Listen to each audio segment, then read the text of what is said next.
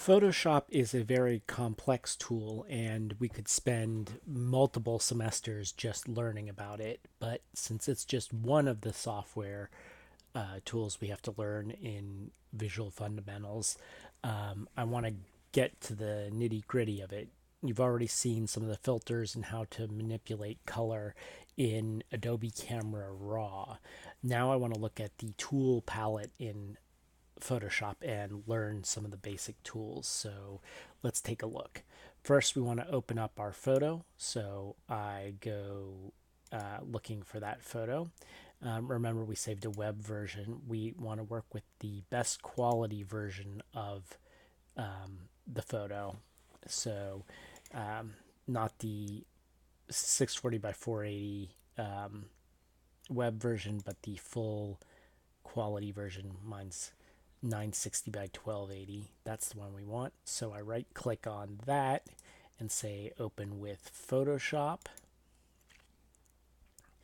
And then let me just get rid of that window behind us there. Move this up. Okay, so there it is. By default, the magnifying glass tool, which is this tool, is there, which, as you would expect, it's got a little plus sign on it. If you click on the photo anywhere with this magnifying glass tool, it will enlarge it. And do that a couple of times so it's nice and large. And then we're just going to look at these tools over here. This is the tool palette.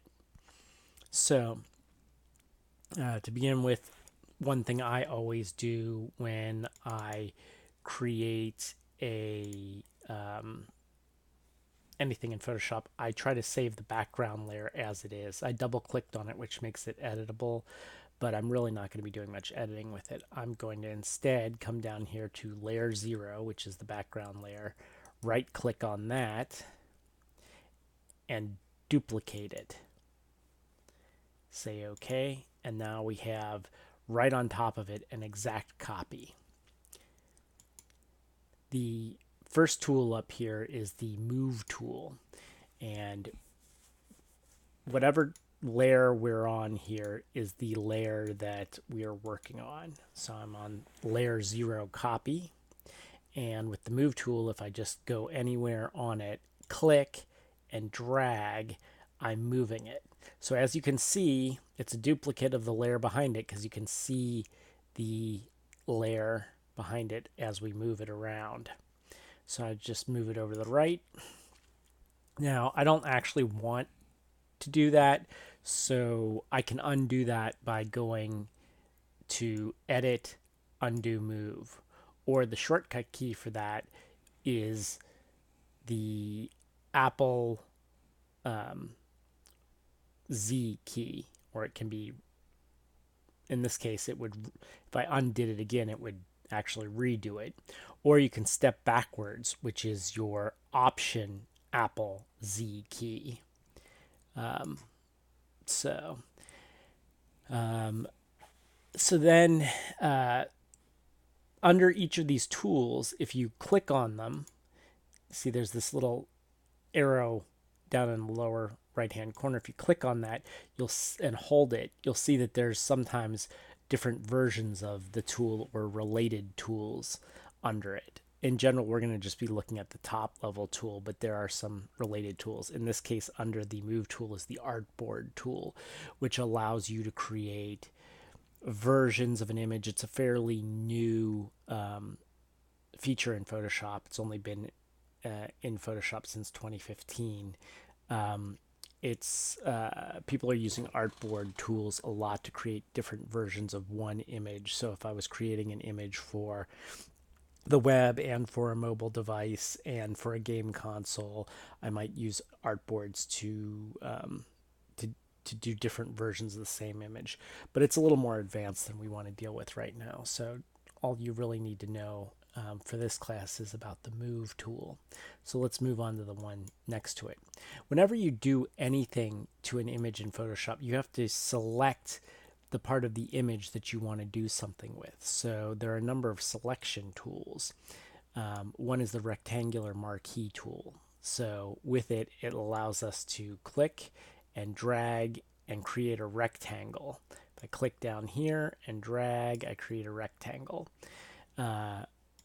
However, I create this rectangle, then that allows me to select all the pixels inside that rectangle, highlighted by these what we call marching ants, this dashed line that moves around.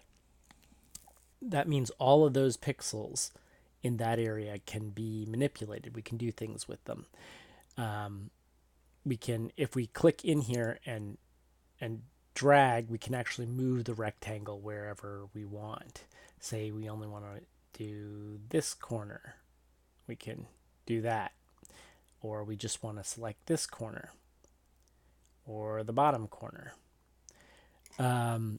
So that's the rectangular marquee tool. The elliptical marquee tool does the same thing, except it selects an oval. So it's a quick way to select something like this. I just want to grab my face here and do something with it. With either the elliptical tool or the rectangle tool, if you hold the shift key while you select, it creates a perfect let me step backward here to get rid of what we've done. With the elliptical tool, if you hold the shift key while you make a selection, it selects a perfect circle. If with the rectangle tool, you hold the shift key, you get a perfect square. There are two other things here, the single row marquee tool and the single column marquee tool. Single row marquee tool allows you to select just one row of pixels. It looks like a line, but if we zoom way in, we'll see that in fact it's selecting one row of pixels. The column marquee tool, of course, selects one row of one column of pixels going up and down. So if we go to the magnifying glass and we hold the Alt key down, it puts a little minus in the magnifying glass, and we can, if we click with our mouse, we're zooming out. And as you can see, there's that line of pixels from top to bottom all selected. So go to select and deselect them. Another way you can select pixels to manipulate is with lassos. So the basic lasso tool allows you to just by freehand grab your mouse or whatever tool you're using and just select an area or a region in the image by freehanding it. Now, of course, if you were to be doing some very detailed work, you'd be a lot more careful than I'm being for this quick video. The polygonal lasso tool allows you to select, it selects automatically a polygonal shape. So basically, if I click here, say, click up here, makes a straight line. I can click over to here, click down here, and click all the way over here. You'll see that when it touches the first starting pixel, a little circle appears to the bottom right of the cursor there. That basically tells you that that is a complete selection, a complete circle. You've come all the way around. So I deselect that, or I click that, and now I've selected all of this area over here with the polygonal lasso tool. And then there's the magnetic lasso tool. It's another way to grab stuff quickly. So I click somewhere and it uses artificial intelligence to sort of grab what it thinks you want. So if I go around in a circle here on this post-it note, it grabs roughly the post-it note. It's going to stick that line to a place that it thinks you want to select because the pixels in that area are slightly different. So it doesn't matter if I'm holding this all the way out here or over here, because it's shadow, there's some variability, but it's going to try to stick as near as it can to the hard edges. All right, that's the lasso tools.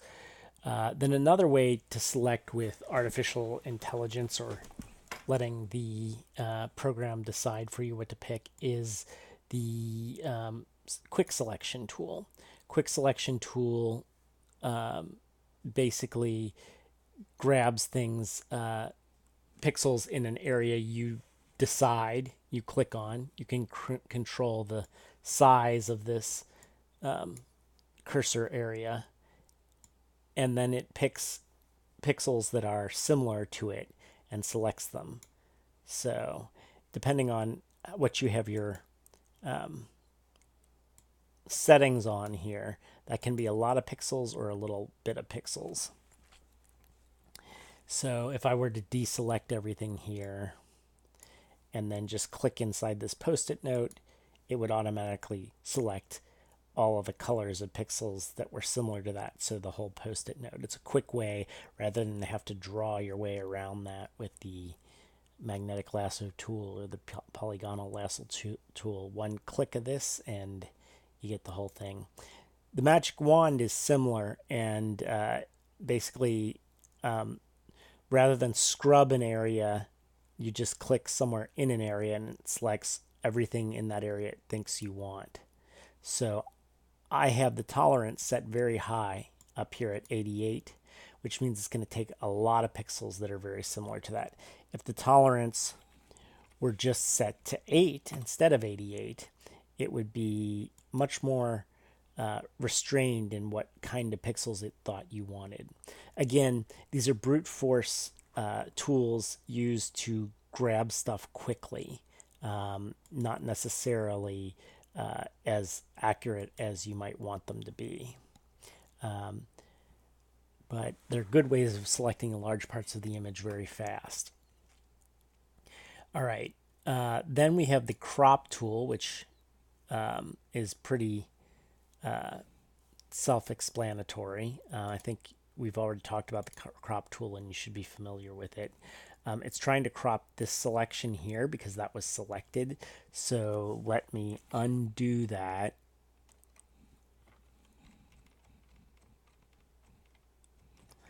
And I'm just going to go up here and deselect everything.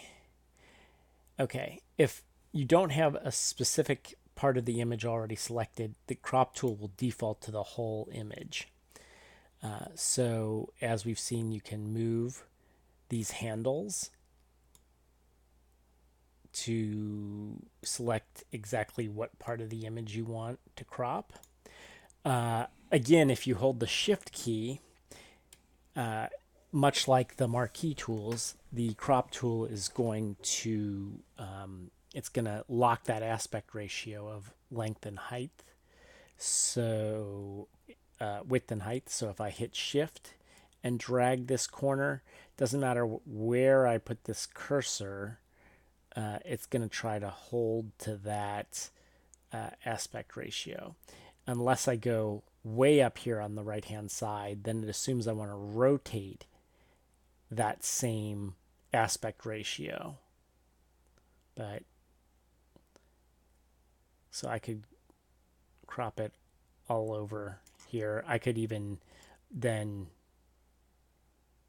move the image underneath it, to get exactly what I wanted.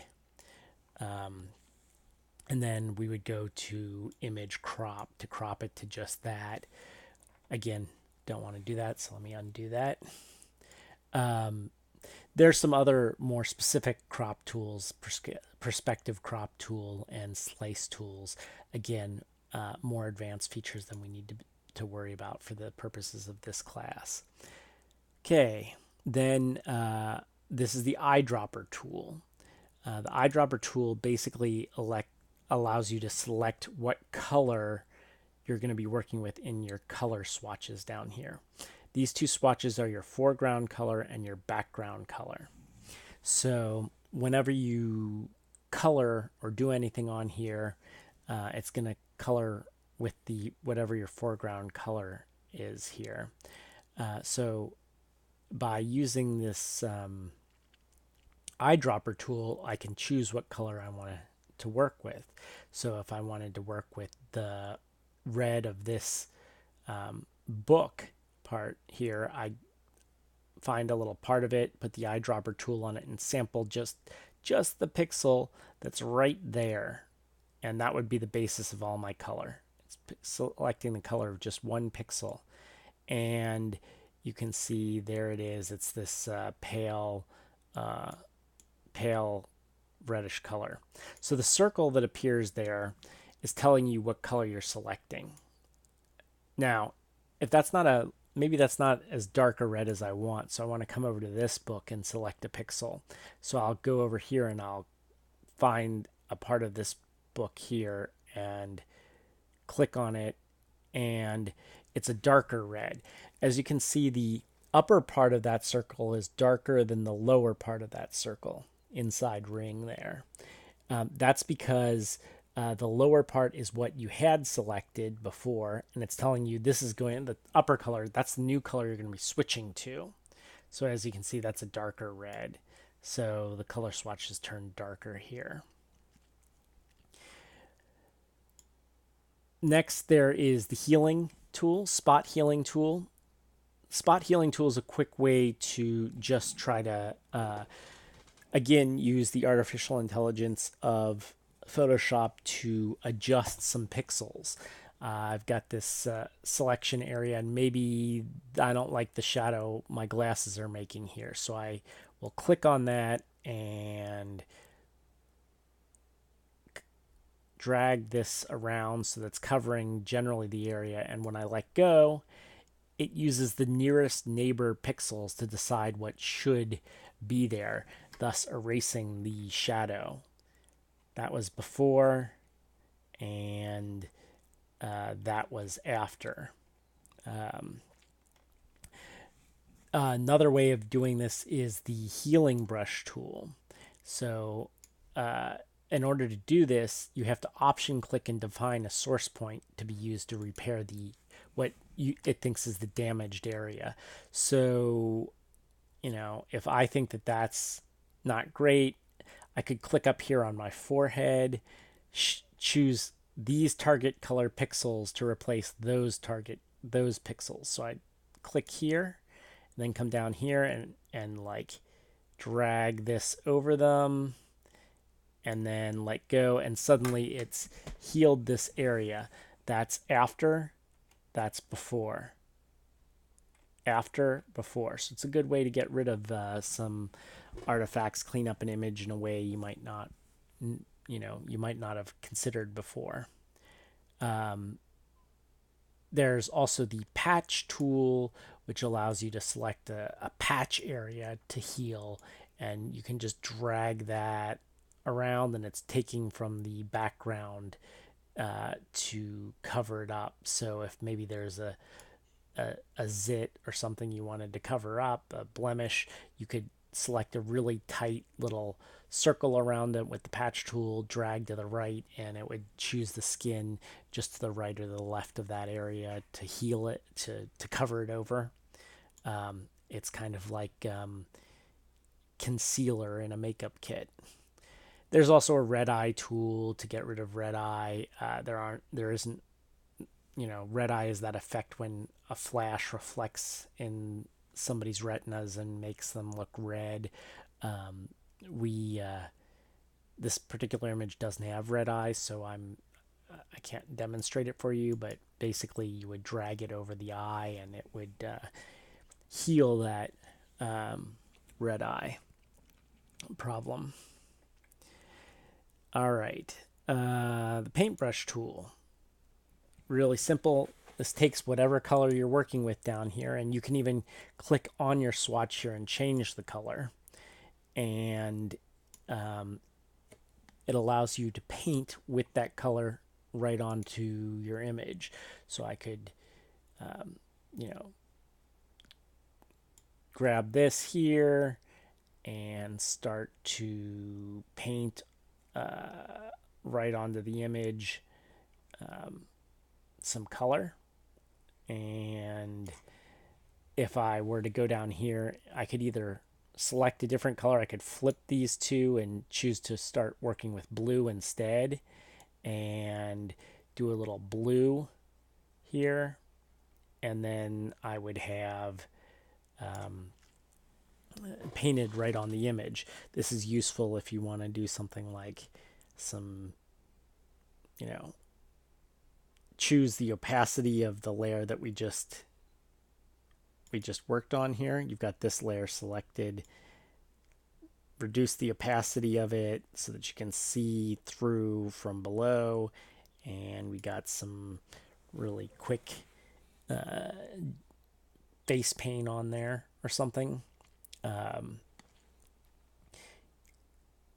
And then if we skip down here to the eraser tool, we can actually erase pixels from the upper layer. So say I want to still see my eye, I could erase,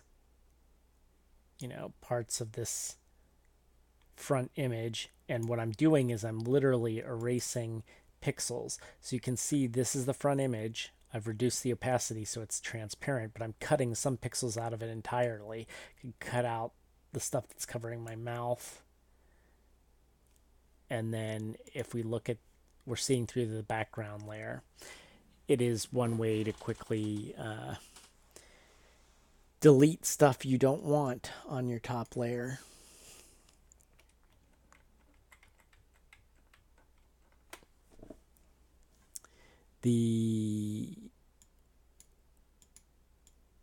Under the paintbrush tool, there's also a pencil tool. This is like a paintbrush, but instead of a paintbrush, it's got a hard edge like a pencil. So, and you can make it a lot smaller too.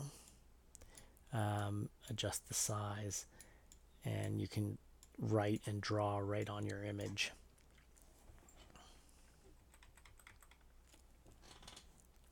Below that, we have the clone stamp tool. The clone stamp tool allows you to choose pixels from somewhere by using your Option key and clicking on your image, and then moving the cursor, let go of the Option key, move the cursor, and then click, and it's going to copy whatever's there and clone it to wherever you're clicking. So you could expand the number of books you have on a bookshelf this way. I'm just cloning what's on the right and cloning it to the left. Again, I'm showing you a quick and dirty version. If you were to really get good with Photoshop, you could go in here and make it look really professional rather than this really sloppy job of recopying and recopying that I've done. Similar to the clone stamp tool, there's a pattern stamp tool. Again, a more advanced feature where you're copying a pattern. I'm not going to get into that right now. I've already shown you we're skipping over the history brush tool. I've shown you the eraser tool. And then there's the paint bucket tool. The paint bucket tool basically slops paint straight onto your canvas. So again, you select an area, and then if you clicked on your paint bucket tool, it's going to drop whatever your foreground color is, which in this case is blue, right into that area and fill it with blue pixels. The blur tool allows you to blur part of an image. So say we wanted to select, let's go back up here, grab our rectangle marquee tool, select part of the image here that we wanted to blur, click our blur tool, and then just wipe that over top of that. And as you can see, we have blurred part of the image.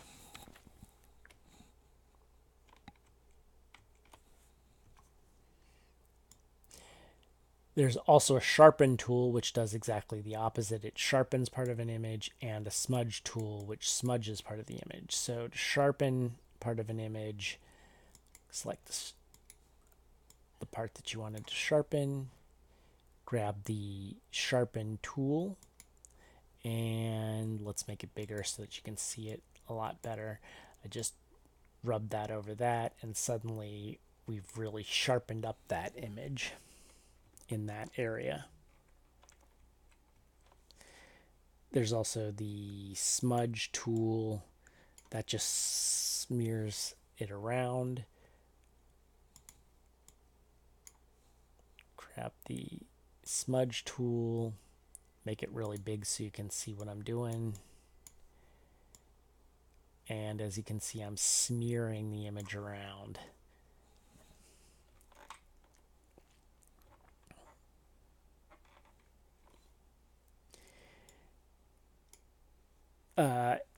The dodge, the next tool here is the dodge tool. The dodge tool, dodging and burning, is something that's a holdover from the days of actual dark rooms where you could overexpose or underexpose part of an image to create, to lighten them or darken them. We still call it dodging and burning, even though, it's all done digitally now. So if you were to take the dodge tool, you could lighten up parts of an image, and the burn tool, you could darken up parts of an image.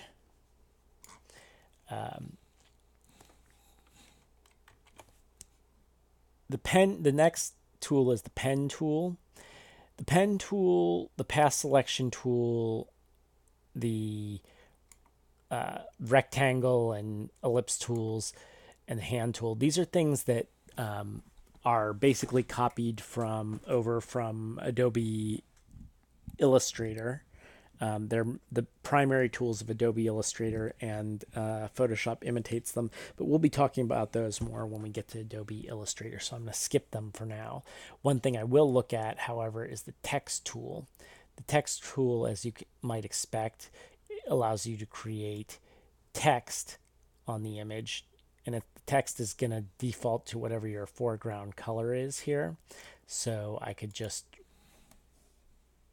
click in there and then type in whatever I wanted to do, my name, and then as soon as you've got it there, you'll see that a mini move tool appears if you move your cursor anywhere off of the text itself.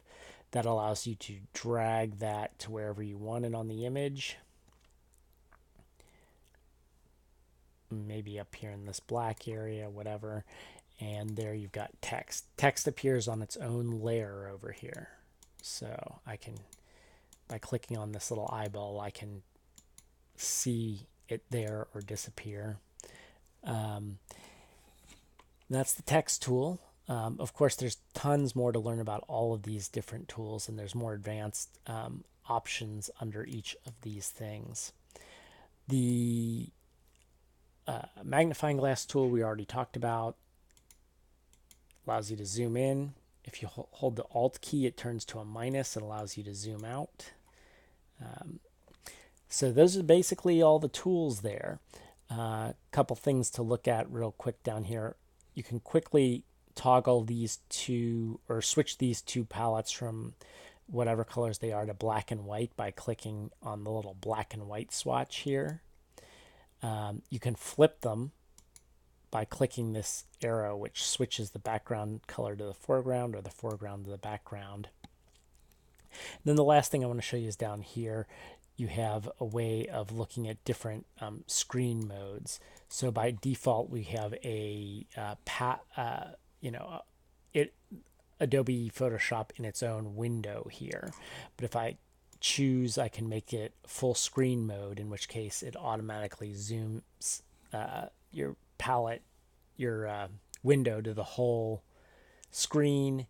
Or I can look at there's sometimes when you just want to see the image and you can click on the full screen mode.